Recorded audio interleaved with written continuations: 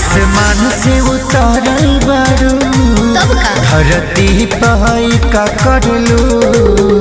जब माथवा पट्टी का करलू ए जाने चान के भी फीका करलू